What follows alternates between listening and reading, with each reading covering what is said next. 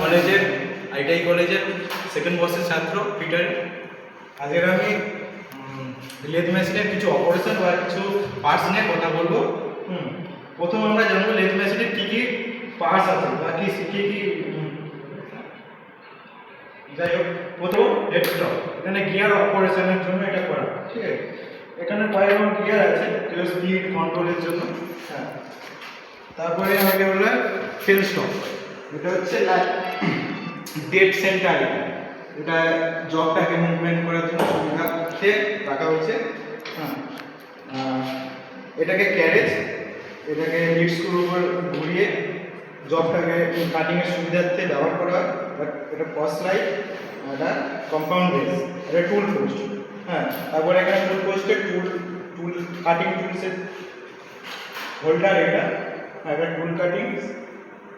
আচ্ছা, এতে যে যে অপারেশন হয়, first over facing, turning, step turning, knurling বা থ্রেড কাটিং, নানা রকম কাজ হয়।